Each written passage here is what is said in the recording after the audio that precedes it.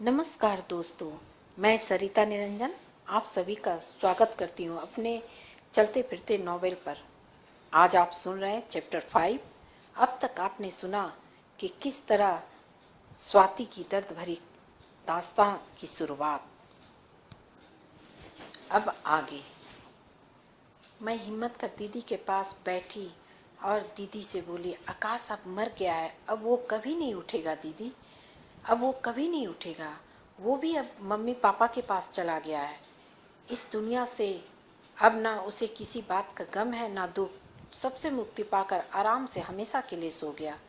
दीदी भी बहुत मायूसी और गम दर्द को सहते हुए बोली, अच्छा हुआ वो आराम का नींद सो गया, वरना शराब उसे पल पल मारती। या देख हम लोग भी दुखी होते। दोनों बहन आपस में गले लग रोने लगी। तभी ठेले वाले ने पानी लाकर दीदी को देते हुए बोला, दीदी जी आप पानी पी लीजिए, आपके गले सूख रहे होंगे। आपका यहाँ कोई नहीं है क्या? कोई नहीं आया? नहीं, हमारे पास कोई आदमी नहीं है। तभी वार्ड बॉय के साथ पुलिस भी आई आकाश को ले जाने के लिए। जैसे ही उसे उठाने लगे वैसे ही दीदी जोर जोर से चिल्लाने और रोने लगी, इसे कहाँ लिए जा रहे हो? ये सोया हुआ है। सर अब आप छोड़ दो, मत जगाओ, ये अब कभी शराब नहीं पिएगा सर, प्लीज़ इसे छोड़ दीजिए, इसे जेल में मत ले जाइए। इंस्पेक्टर साहब दीदी के करुणा भरी बातें सुन द्रवित होकर दीदी के सर पे हाथ रखते हुए बोले, नहीं, ये अब मर चुका है, ये शराब कभी नहीं पिएगा, इसे पोस्टमार्टम के लिए ले जाना होगा, आप अपने आप को संभालिए। पोस्टमार्टम के बाद आप लोगों को बॉडी दे दी जाएगी। जब मैं पीछे हटा ली तो सभी आकाश को ले जाने लगे। हम दोनों बहन भी पीछे पीछे मुर्दा घर गए। वहाँ कुछ कागजी कार्रवाई करने के बाद हम लोगों को आकाश की बॉडी मिल गई। अब मुझे समझ में नहीं आ रहा था घर कैसे ले जाऊं, कैसे, कोई सुविधा या साधन दिख नहीं रहा था। मैं इधर उधर देखी तो सामने ठेला वाला अभी तक खड़ा था। वो हम लोगों को छोड़कर गया नहीं, वहीं एक किनारे खड़ा होकर सारा माजरा देख रहा था। मैं उसी को अपना सहारा मान उसके पास गई। भैया कोई गाड़ी वाले मिलेंगे क्या? कैसे ले जाऊंगी? ठेले वाले ने जवाब दिया, दीदी जी मुझे पता नहीं कहाँ मिलेंगे, मैं आसपास पता लगा कर आता हूँ। और वह ठेला वाला ये बोलकर पता लगाने चला गया। थोड़ी ही देर बाद पता लगा कर आया, कोई गाड़ी का पता नहीं बता पाया। ठेले वाले ने, जिनका नाम शंकर था, बोला, दीदी जी अब कोई गाड़ी मिलने वाली नहीं है, मैं अपने ठेले में भैया जी को लेकर आता हूँ, आप लोग पीछे से ऑटो पकड़ आइए। मैं दीदी से बोली, दीदी दोपहर होने को है, आकाश की अंत्येष्टि भी करनी है, अब घर चलो। दीदी का हाथ पकड़कर खींचकर ऑटो में जबरदस्ती बिठाई और घर लेकर आई। जब घर पहुंची तो ठेले वाले का इंतजार कर ही रही थी। थोड़ी देर बाद ठेला वाला भी पहुंच गया। दीदी ठेले वाले से पूछी, भैया आपका क्या नाम है? शंकर, ठेले वाले ने जवाब दिया। शंकर पूछा, आपके परिवार में और कोई नहीं है? आसपास वाले भी नहीं आए? सविता बोली, नहीं शंकर भैया, ना ही हमारा कोई परिवार है, ना ही पास पड़ोस वाले। तभी शंकर भैया बोले, मैं तो यहाँ किसी को जानता भी नहीं दीदी जी, आसपास वाले से पूछता हूँ, शायद कोई साथ दे। दीदी बोली, नहीं भैया, यहाँ कोई साथ देने वाला नहीं है, अगर आप का कोई जान पहचान का हो तो आप बुला लीजिए। शंकर बोला, ठीक है, मैं कुछ लोगों को बुला लूँगा, पर पहले सामान ले आइए। दीदी बोली, मुझे पता नहीं कहाँ सामान मिलता है, आप ही ले आओ भैया, मैं पैसा दे देती हूँ। शंकर बड़े बड़े डेग भरते हुए जल्दी से जाकर सामान ले आया। बोला, दीदी जी अब कंधे के लिए 4 आदमी चाहिए ना? तभी स्वाति बोली, यहाँ आदमी नहीं मिलेंगे भैया, आप मेरे और दीदी 3 लोग ही हैं, एक आदमी और चाहिए। तब शंकर सोचने लगा, मैं किसे बुलाऊं, मैं यहाँ किसी को जानता भी नहीं। अभी सोच ही रहा था, तभी एक आदमी आता हुआ दिखाई दिया। शंकर खुश हुआ, पर वो रुका नहीं। शंकर बोला, मैं बुला लूँगा, पहले आप इनके क्रियाक्रम की तैयारी कीजिए, पहले इनको नहलाना पड़ेगा, उसके बाद आदमी चाहिए ना, क्योंकि यह काम मर्द ही करेंगे। सविता बोली, भैया मैं आपका साथ दूंगी, मैं औरत हूँ तो क्या हुआ, मैं ऊपर से पानी डालती हूँ, आप नहलाइए। तभी ठेले वाले ने बोला, नहीं दीदी, इनको हल्दी चंदन का लपेटना भी है, नया कफन भी उड़ाना है, बदन में राम राम लिखना है। वैसे अगर कोई भी नहीं आता है तो आप ऊपर से पानी डालना और अंदर चले जाना, मैं कपड़े बदल दूंगा। तब तक दोनों बहन आकर हल्दी चंदन का लेप लगा देना, हृदय में राम राम लिख दीजिएगा। शंकर बरमादे में ही आकाश को नहलाकर स्वाति को आवाज दिया, दीदी जी मैं कपड़े बदन से हटाकर कफन उड़ा दिया हूँ, आप दोनों बहन भाई को हल्दी चंदन लगा दे। यह कहकर शंकर भैया भी अपने आँख पोंछते हुए घर से बाहर निकल गए। बाहर बैठकर सोच रहे थे, क्या दुनिया है, बेचारी कैसे ये पार लगाएगी। अच्छा देखता हूँ कोई मिल जाए। तभी किसी ने आवाज लगाया, शंकर भैया। शंकर भैया मुड़कर देखे तो सामने राम जी खड़े थे। शंकर खुश होकर बोला, कहाँ जा रहे हो भैया। मैं तो सब्जी लेकर अपने घर जा रहा हूँ, पर यहाँ आप क्या कर रहे हो। शंकर बोला, बस मैं तुम्हें बाद में बताऊंगा, पर अभी क्या तू मेरी मदद करेगा। तभी राम जी बोले, हाँ भैया कैसी मदद। तो शंकर ने कहा, किसी को कंधे देने, क्या तुम दोगे। राम जी, भैया इससे अच्छा और कौन सा काम होगा, मैं कंधा देने को तैयार हूँ। बोल हाथ पैर धोने के लिए अपने सर से सब्जी की टोकरी वहीं बगल में रख दिया। फिर चारों लोग मिलकर आकाश को कंधा दिए, आगे दोनों बहन और शंकर राम पीछे कंधा दिए। चारों लोग शमशान पहुंचे। शमशान पहुंचकर जल्दी जल्दी सब सत्कर्म को पूरा करने लगे। शंकर पूछा, अब आप दोनों बहनों में कौन अग्नि मुख अग्नि देंगी। सविता बोली, मैं दूंगी भैया। सारे लोग दाह संस्कार के कार्यक्रम को करने लगे। इधर स्वाति का दिल फटा जा रहा था। सविता भी दिल को थाम कर बैठी तड़प रही थी। आंखें बरबस असुधारा रुकने को नाम नहीं ले रही थी, बहे जा रही थी। सब कर्म निपटाकर जब घर पहुंचने के बाद सविता और स्वाति दोनों बहन उन दो अनजान आदमियों को मदद के लिए धन्यवाद दी। सविता बोली, शंकर भैया आप अपना पता हमें दे दीजिए, कभी ज़रूरत होगी तो मैं आपको याद करूंगी। शंकर बोला, हाँ दीदी जी, मेरा फ़ोन नंबर और नाम लिख लीजिए, मैं यहाँ पास ही झोपड़पट्टी में रहता हूँ। और ठेले वाले ने अपना पता और फ़ोन नंबर लिखवा दिया, वहाँ से चला गया। जब घर में मैं और मेरी दीदी अकेली थी और रो रही थी, घर काटने को दौड़ रहा था। कोई भाई के शराब पी के आने के बाद से दीदी हमेशा उसे डांटती थी, पर अब घर में कोई आने वाला नहीं है, ना ही शराब पीकर आएगा, ना ही लड़खड़ाते हुए हल्ला करेगा। और अब घर बिल्कुल शांत रहेगा, मोहल्ले वाले भी शांत रहेंगे। आज मोहल्ले वालों में से किसी ने बात करना तो दूर, चाय तक कोई किसी ने नहीं पूछा। रात हो गई पर हम दोनों बहन अकेली थी। मैं अपनी दीदी को बोली, मैं बाजार से चाय लेकर आती हूँ, चाय अभी घर में नहीं बनेगा ना। सविता बोली, हाँ स्वाति अभी घर में नहीं बनेंगे, तू दुकान से चाय ले आओ और कुछ बिस्किट भी ले लेना। तुम बाजार जाओ, मैं तब तक घर धो लूँगी। स्वाति ग्लास लेकर बाजार से चाय लेने गई, उधर सविता घर धोने लगी। जब स्वाति बाजार से चाय लेकर आई तब तक सविता ने भी घर धोकर नहा चुकी थी। दोनों नहा धोने के बाद चाय बिस्किट ही खाकर सो गई। कामनी, स्वाति क्या तुम्हारे कोई भी सहेली नहीं है। स्वाति, थी पर भाई के चलते कोई मेरे घर आना पसंद नहीं करती। कामनी, स्वाति तुम्हारी दीदी के कितने बच्चे हैं। स्वाति मुस्कुराते हुए बोली, हम दोनों भाई बहन के लिए दीदी शादी नहीं की। कामनी, स्वाति तुम दीदी को छोड़कर यहाँ हो, दीदी तो अकेली होंगी ना।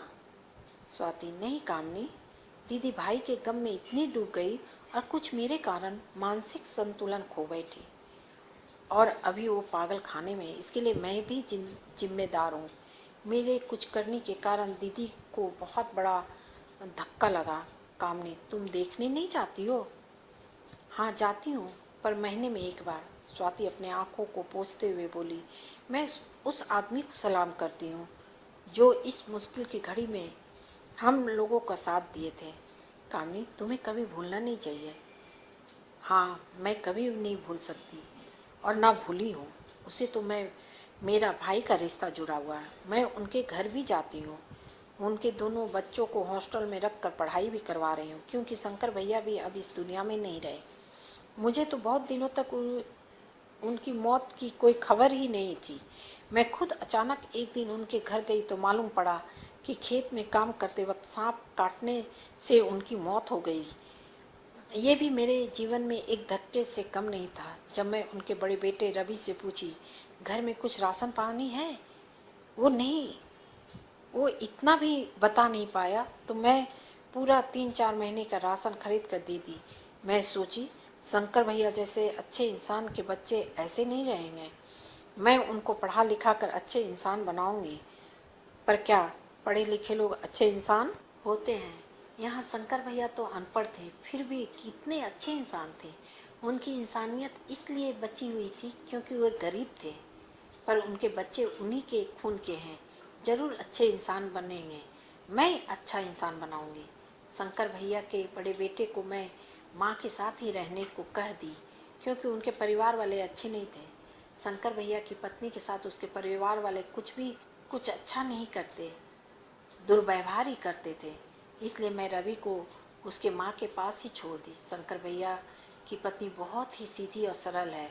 उनके परिवार वाले शंकर भैया का खेत और घर दोनों हड़पना चाहते हैं। मैं शंकर भैया की पत्नी आशा से पूछी, तुम्हारा घर और खेत का कागजात कहाँ है? तो कुछ भी नहीं बता पाई। कामनी, हाँ स्वाति, तू तो कह रही है कि दीदी को इस हालत में पहुंचाने वाली मैं हूँ। ऐसा क्या हुआ था? स्वाति, कामनी, मैं बताऊंगी। मुझे अपने जीवन के पन्ने खोलने में थोड़ी तकलीफ हो रही है। मैं थोड़ा पानी पी लेती हूँ। हाँ लो ना, पियो। मैं भी थोड़ा वॉशरूम से आती हूँ। कामनी के चले जाने के बाद स्वाति के घाव हरे हो गए। बहुत सी यादें हिचकोले खा रही थी। दर्द उफान मार रहा था। आंखों से अश्रुधारा बह रही थी, जो उसके दिमाग में हथौड़े की तरह बज रही थी। तभी कामनी वॉशरूम से आकर बोली, हाँ अब बता। स्वाति तरल नैनों से अपनी कहानी को आगे बढ़ाई। दीदी जब बीमार पड़ी उस वक्त मेरे पास पैसे बहुत कम थे। कुछ पैसे से दवाइयाँ लाई और कुछ पैसे खाने के लिए राशन ले आई। अब मेरे पास पैसे बिल्कुल नहीं थे और मैं सोच में पड़ गई कि दवा कहाँ से लाऊं, कोई दूसरे डॉक्टर से कैसे दिखाऊं। हाथ में पैसे नहीं है। खुद भी बहुत कमज़ोर हो गई थी। दीदी इतनी बीमार थी कि उससे उस हालत में छोड़ भी नहीं सकती थी। मन को दृढ़ कर घर से पैसे के लिए बाहर निकली। मन में सोचते जा रही थी, दीदी को बचाने के लिए कुछ भी करना पड़े मैं करूँगी। किसी के घर में जूठे बर्तन भी मलने पड़े तो मैं मलूँगी। परिवार के नाम पर हम दोनों बहन ही थे। दिल में डर था कि कहीं दीदी को भी कुछ ना हो जाए। सोच मन सिहर उठा। किसी तरह डगमगाते कदमों से आगे बढ़ रही थी, पर निकल तो गई। जाऊं तो जाऊं कहाँ, किससे के पास? किसी से भी तो हम लोगों की अच्छे रिश्ते नहीं थे। पर एक आंटी मुझे देख कभी कभी मुस्कुराया करती थी। उन्हीं के घर की ओर मैं अपने पग को बढ़ाई। मैं गई, शायद कुछ मदद मिल जाए। हमारे घर से 2-4 घर के बाद ही उनका घर था। उस घर में सिर्फ 2 बुजुर्ग दंपति ही रहते थे। मन में संकोच भी था, पता नहीं ये लोग मदद करेंगे या नहीं। दिमाग में धुंध चल रही थी। 1-2 बार की मुलाकात में क्या मुझे कोई मदद करेगा? ये लोग भी इनकार कर कर भगा देंगे तो मैं क्या करूँगी? क्योंकि पापा हर किसी से गाली गलौज करते थे। उनका रिश्ता किसी के साथ भी अच्छा नहीं था। फिर भी मैं संकोच लिए उनके घर गई और बेल बजाई तो आंटी दरवाज़ा खोली। मुझे देख मुस्कुराते हुए बोली, क्या बात है बेटा? मैं उनको अपनी पीड़ा बताने में समा रही थी। बड़ी मुश्किल से बोल पाई, आंटी मेरी दीदी बहुत बीमार है, उसे डॉक्टर से दिखाना है। एक बार दिखा चुकी हैं पर ठीक नहीं हुई और हमारे पास अब पैसे भी नहीं है। मुझे कुछ पैसे उधार चाहिए, उसके बदले मैं आपके घर का कोई भी काम कर दूंगी, चाहे बर्तन मलना हो खाना बनाना, झाड़ू कटका, कुछ भी करना हो मैं कर लूँगी, बस मुझे कुछ रुपए उधार चाहिए। मैं आंटी से बात ही कर रही थी, उसी वक्त अंकल बाहर आए तो आंटी सारी बातें अंकल से बता दी। अंकल तुरंत 5,000 रुपये निकाल कर देते हुए बोले, लो जाओ अपनी दीदी के इलाज कराओ, फिर हमारे लिए काम करना। मैं पैसे लेकर भाग कर घर गई तो देखी दीदी खांसते खांसते बेदम बेहाल पड़ी थी। मैं दौड़कर ऑटो ले आई। ऑटो ऑटो की आवाज़ दी पर कोई ऑटो वाला रुका नहीं। बहुत मुश्किल से एक ऑटो वाले रुका तो मैं उसमें दीदी को साथ लेकर ऑटो में बैठ गई। हॉस्पिटल पहुंची, देखी डॉक्टर को दिखाने के लिए बहुत लंबी लाइन लगी थी। मैं डर गई, इतनी लंबी लाइन, दीदी की तो हालत ही बहुत ख़राब है, कैसे जल्दी दिखा पाऊंगी। तभी एक नर्स आते हुए दिखाई दी। मैं उसे रोककर दीदी की ओर इशारा करते हुए बोली, देखिए दीदी, देखिए मेरी दीदी बहुत बीमार है, उसे तुरंत इलाज नहीं मिलेगा तो वो मर जाएगी, प्लीज़ मेरी मदद करो। सिस्टर, मेरे नसीब से वो सिस्टर अच्छी निकली। बोली, हाँ मैं तुम्हारी मदद करूँगी, दीदी को जल्दी इलाज की ज़रूरत है। वो भीड़ को चीरते हुए अंदर गई। थोड़ी देर बाद बाहर आकर बोली, तुम अपनी दीदी को अंदर ले जाओ। मैं दीदी को अंदर ले जा रही थी तभी बहुत देर से लाइन में लगे लोग सब के सब शोर मचाना चालू कर दिए। नर्स बोली, सुनिए, आप सबकी इंसानियत मर गई है क्या? क्या ये इतनी बीमार है, दिखाई नहीं देता? आप लोग को नहीं दिखता? कम से कम देखकर भी तो चुप हो जाइए। कभी आपके साथ भी ये घटना होगी तो क्या आप भी लाइन में खड़े रहोगे, अपना नंबर आने का इंतजार करोगे? सब एकदम शांत हो गए। मैं दीदी को लेकर केबिन के अंदर गई। डॉक्टर भी उठकर दीदी के पास जल्दी से आए और पास वाले बेड पर लिटा कर देखने लगे। अरे ये तो बहुत सीरियस है, इन्हें तुरंत एडमिट करना होगा।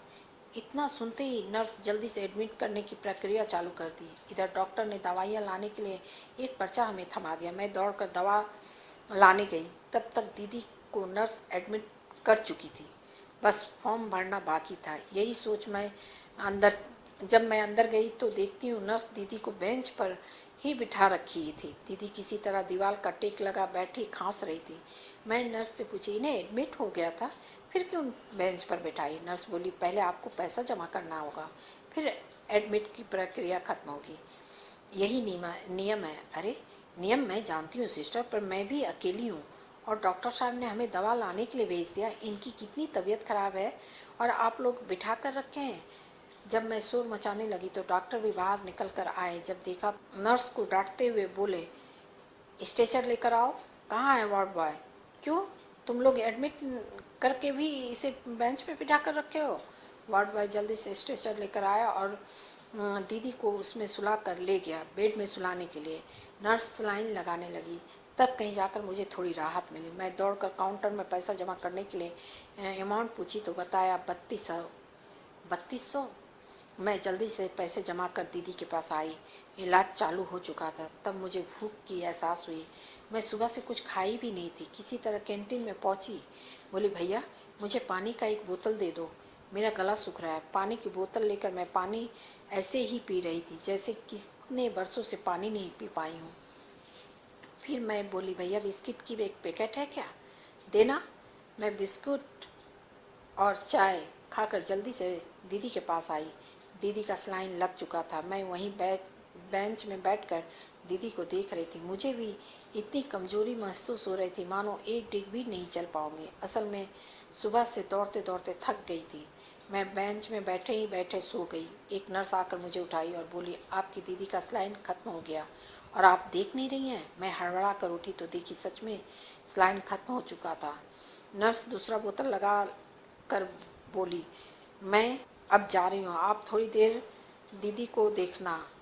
और ये बोल मैं 50 रुपये का नोट नर्स को पकड़ा दी। नर्स खुशी से बोली, आप जाइए, मैं देख लूँगी, आप निश्चिंत रहे। मैं हड़बड़ा कर घर गई और जल्दी से नहाकर आंटी के घर चली गई तो अंकल दरवाज़ा खोले।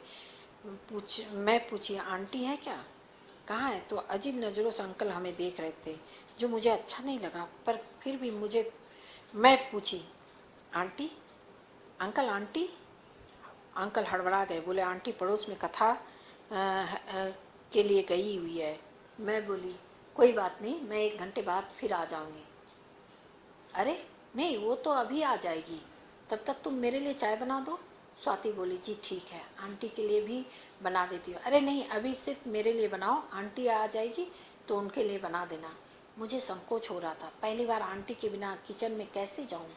अंकल की नज़रों को भी देख मैं डर रही थी। फिर भी मैं किचन के में चाय बनाने गई, क्योंकि उनसे तो मदद ली थी जो किसी ने नहीं की। किचन में चाय के लिए बर्तन खोज रही थी तो अंकल आकर बोले, क्या खोज रही हो? मुझे मालूम है तुम किचन में पहली बार आई हो ना, कौन सा सामान कहाँ रखा हुआ तुम्हें कुछ मालूम नहीं। आओ मैं तुम्हें देता हूँ, मैं तुम्हारे बर्तन खोजने में मदद करता हूँ। इस तरह मेरे पास आकर खड़े हो गए तो मैं सिहर उठी। बर्तन निकाल कर मुझे देते हुए बोले, लो चाय बना, अब चढ़ाओ। मैं उनके हाथ से बर्तन लेकर चाय चढ़ा दी। मेरे बदन में डर से हजारों कीड़े रेंग रहे थे, वैसे मैं थर थर काँप रही थी। अंकल पीछे से अचानक आकर पूछते, अरे हाँ, तुम्हारी दीदी कैसी है? इलाज तो चल रहा है ना? बोल मुझे घूरे जा रहे थे। मैं मन ही मन घबरा रही थी, मना रही थी कि हे भगवान, आंटी जल्दी से आ जाए। मैं बोली, अभी दीदी की स्थिति ठीक नहीं है। अंकल तपाक से बोले, कोई बात नहीं, मैं तुम्हारे पीछे हूँ, जब भी पैसे की ज़रूरत होगी बेहिचक तुम चली आना, मैं दे दूंगा। स्वाति, मैं इतनी छोटी भी नहीं थी जो उनका इरादा नहीं भाग पाती, पर करती क्या, चुपचाप सब काम निपटाने में लग गई। तभी दरवाजे की बेल बजी। मैं दौड़कर दरवाज़ा खोली, सामने आंटी हाथ में प्रसाद लिए खड़ी थी। मुझे देख बोली, अरे तुम कब आई? आंटी, अच्छा हुआ कि तुम आ गई, मेरे पैर में दर्द है, मैं सोच ही रही थी कि कैसे खड़े रहकर खाना बनाऊंगी। तू आ गई तो अब मैं आराम से बैठूंगी। आंटी सोफे में जाकर बैठी और मैं जल्दी से चाय बनाकर ले आई, आंटी को दे दी। तो आंटी पूछे, क्या? अच्छा बताओ, तुम्हारी दीदी कैसी है? नहीं आंटी, अभी दीदी अच्छी नहीं है, अभी तो इलाज चालू ही हुआ है। मैं भी यहाँ का काम जल्दी जल्दी खत्म कर हॉस्पिटल जाऊंगी। तब तक अंकल बोले, तुम्हारे पैर में दर्द है ना, स्वाति को रोक क्यों नहीं लेती हो? मेरा दिल जोर जोर से धड़कने लगा, कहीं आंटी भी रुकने के लिए ना कर दे। हे भगवान का शुक्र है आंटी बोली नहीं। अभी उसकी दीदी हॉस्पिटल में है, इसे रात में वहीं रुकना है, मैं कैसे रोक लूँ? आपको समझ में नहीं आता है क्या? स्वाति, मैं सारा काम निपटा कर अपने घर के लिए निकल गई। घर पहुँच अपने लिए पोहा बनाकर खाई और दीदी के पास चली आई। एक नर्स बोली, इनका चेस्ट का एक्सरे होगा, आप पैसा जमा कर दीजिए, तभी इनको लेकर जाऊंगी। मैं दौड़कर काउंटर पर गई तो लिस्ट दिया, 1800 रुपये एक्सरे का, 2100 रुपये ब्लड चेक, 300 रुपये यूरिन का, मिलाकर 4200 रुपये। मेरे पास तो सिर्फ 1800 रुपये हैं। अगर मैं खाने के लिए कुछ पैसे अपने पास रखती हूँ और पैसे कम पड़ जाएंगे। अब क्या करूँ सोच में मैं ना चाहते हुए भी आंटी के घर गई। रास्ते में मेरे मन में यही विचार आया कि कहीं घर में कुछ पैसे होंगे ही, और घर आकर मैं पूरा खोजी, मुझे मात्र 700 रुपये ही मिले। कुछ फुटकर थे जो मैं वापस घर में रख दी। तभी सोची, अगर पापा शराब के लिए घर नहीं बेचे होते तो कम से कम किसी के सामने हाथ तो नहीं फैलाना होता, किराएदार से ही हमारे पैसे मिल जाते। ये सोच आंखें भींग आई, पर अभी समय शोक मनाने का नहीं था। हिसाब लगाया तो कुल रुपया 2500, अभी भी 1800 रुपये घट रहे थे। मैं सीधे आंटी के घर गई। मन में विचार आ रहा था, बूढ़ा पैसा देगा भी, उसके बदले में क्या चाहेगा मुझे पता है। भगवान से मना रही थी कि आंटी घर में रहे। मैं जा तो रही थी पर मेरे कदम मेरे साथ नहीं दे रहे थे। किसी तरह अपने पैरों को घसीटते हुए चली जा रही थी। दरवाजे के पास पहुंची तो देखती हूँ अंकल किसी से बात कर रहे थे। देखने में वो लड़का जैसा था। मुझे देखते ही अंकल उसे चलता कर दिए। मैं राहत का सांस ली, कम से कम किसी के सामने अंकल से पैसा मांगना नहीं पड़ेगा। तभी कुछ कचड़ा लिया आंटी फेंकने के लिए बाहर आई। मुझे आंटी को देख बहुत खुशी हुई कि वह अच्छा है, आंटी घर में है। दरवाजे पर पहुंची तो आंटी मुझे देख बोली, अरे स्वाति, तू आ गई बहुत जल्दी? नहीं आंटी, अभी काम करने नहीं आई हूँ, मुझे कुछ पैसे और चाहिए। स्वाति गिड़गिड़ाते हुए बोले, आंटी दीदी का एक्सरे, खून और पेशाब का जांच कराने के लिए डॉक्टर साहब ने कहा है। मेरे पास सिर्फ 2500 रुपये है, करीब 1700-1800 रुपये और घट रहे हैं। दीदी को इस हालत में मैं छोड़ भी नहीं सकती ना। आंटी, आपके एक एक पैसे मैं चुकता कर दूंगी, मुझे प्लीज़ अभी दे दीजिए। आंटी, बेटा तेरी हिम्मत, मेहनत, दीदी के प्रति प्रेम देख मुझे काफ़ी खुशी हो रही है, पर मेरे पास भी पैसे लिमिट है बेटा।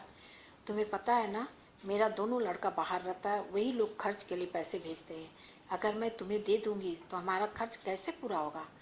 अंकल, सारी बातें हमारी सुन रहे थे। बोले कोई बात नहीं है, हम चला लेंगे, पर इसको अभी ज़रूरत है, इसे पूरी कर दी जाए।